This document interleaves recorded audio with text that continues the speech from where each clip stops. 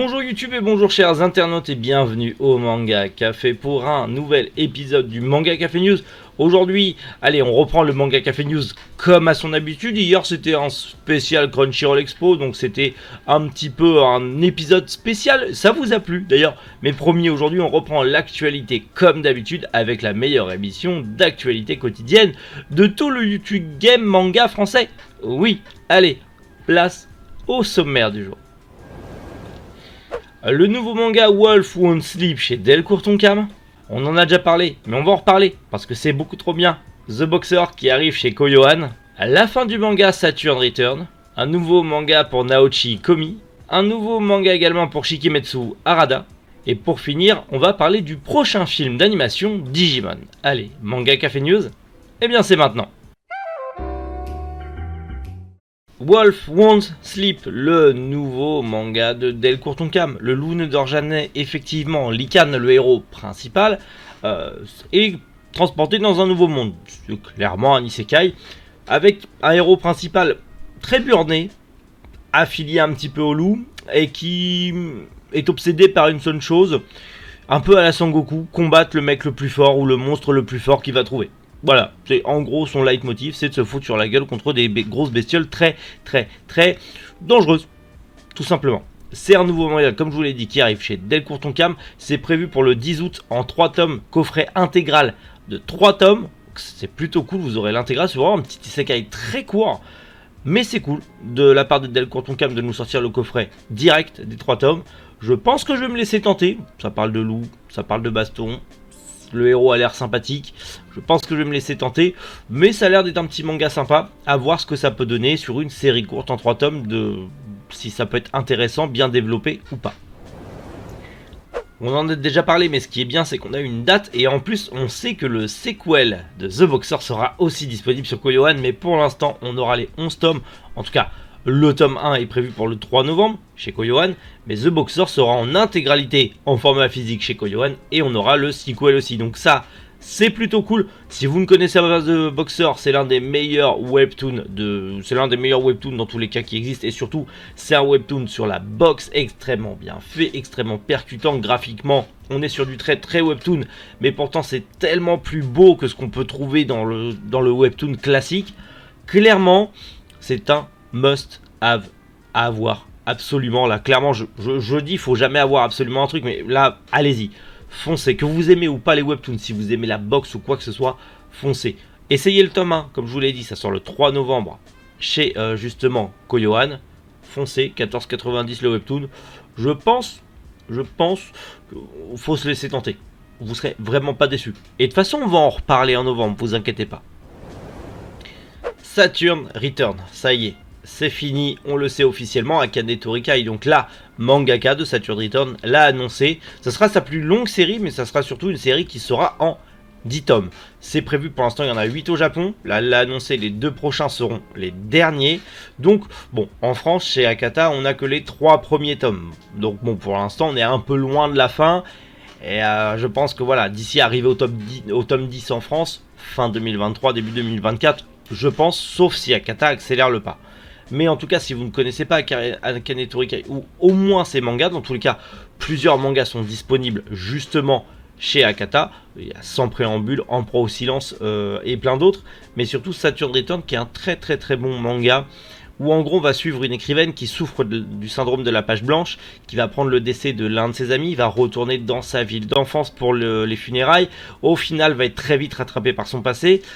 Qu'est-ce qui va se passer, pourquoi, comment? C'est un bon petit thriller psychologique bien ficelé comme Akane Torikai sait le faire. Donc clairement, je vous encourage à tester si vous aimez les thrillers, c'est très bon. Et voilà, petite recommandation lecture aussi, et en plus ça fera 10 tomes. Donc pas une série trop compliquée à terminer ni à ranger. Un nouveau manga pour Naoshi Komi. Alors Naoshi Komi, vous le connaissez peut-être pour Nisekoi. Nisekoi chez Kaze, peut-être que vous connaissez de nom, de réputation. Bon, c'est une petite comédie romantique. Bon bah cette fois-ci il revient au Japon encore avec une histoire courte, parce qu'il enchaîne beaucoup d'histoires courtes en ce moment. Et là on va être sur un récit vampirique, le sang de la sainte, donc Seiji no Chi. Bon, c'est un récit vampirique, une histoire courte. On a le premier graphique où on a vraiment bah, je pense que c'est un vampire avec des petites ailes de démon. Bon, à voir ce que ça va donner. Je sais pas ce que ça peut donner. Pour l'instant, c'est une pré-publication japonaise. C'est une histoire courte. Est-ce que ça sortira en France ou pas? Je ne sais pas.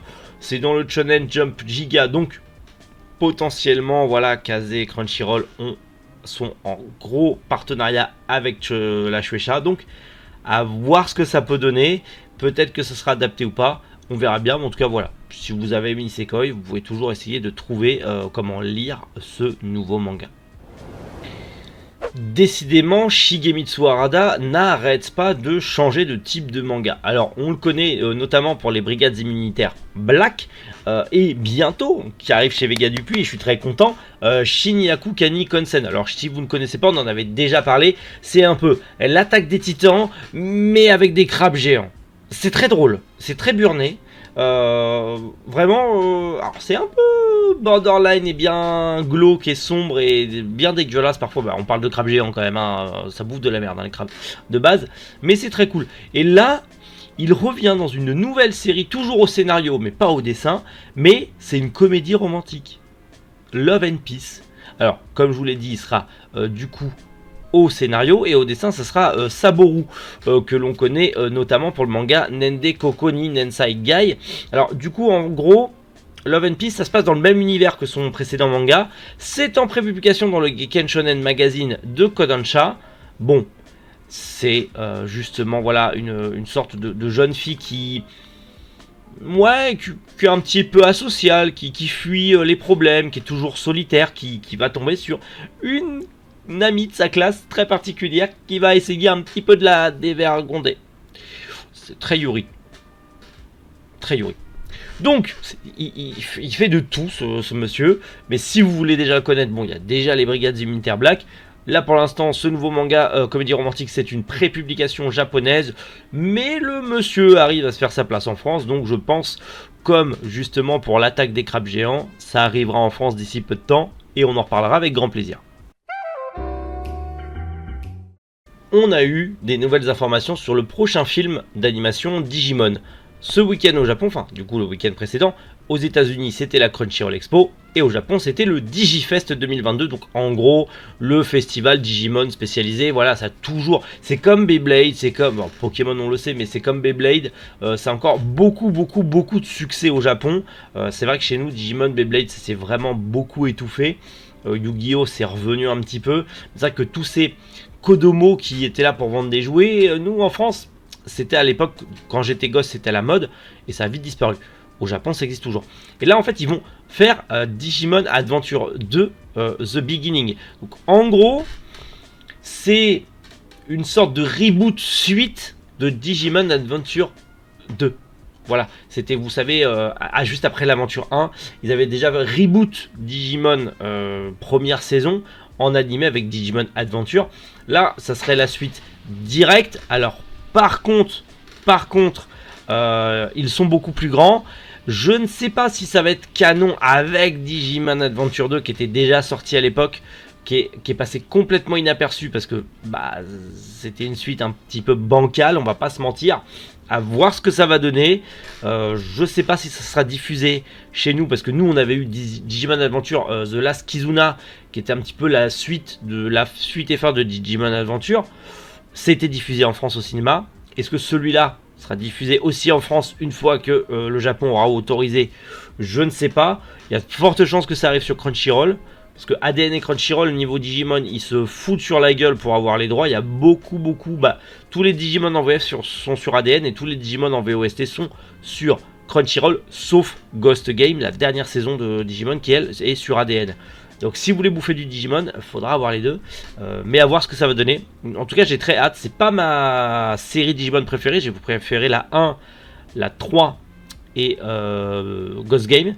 À voir ce que ça va donner. Est-ce que c'est cool, est-ce que c'est pas cool, je sais pas. On verra bien, mais en tout cas, on aura un nouveau film d'animation avec les héros de la deuxième saison. Et je sais pas réellement si ça va être une suite canon ou pas. On verra bien, mais ça reste du Digimon. Et Digimon, c'est très très cool. Bon bah voilà, pas mal de petites news, hein. On reprend le format habituel et on reprend surtout pas mal de petites news qui sont croustifondantes. Oui, je l'ai pas dit au début et je savais qu'il y en a qui sont en mode ah t'as pas dit croustifondant. Je l'ai dit, voilà, c'est bon, calmez-vous, on se calme. Bref, en tous les cas, comme d'habitude, dites-moi en commentaire quelles ont été les news que vous avez préférées et on se retrouve demain matin 7h pour encore plein de nouvelles news, je l'espère, tout aussi croustifondantes. Au passage, merci à tous les nouveaux qui sont arrivés. 600 abonnés en l'espace d'une semaine, c'est complètement dingue. Bienvenue à tous. Et surtout, j'ai organisé, voilà, hier j'ai fait un post dans l'onglet communauté. On va se faire un petit tournoi des mangaka, enfin des youtubeurs manga. On va se faire un tournoi des youtubeurs manga. Attention, dans le fun, l'amusement et tout ça.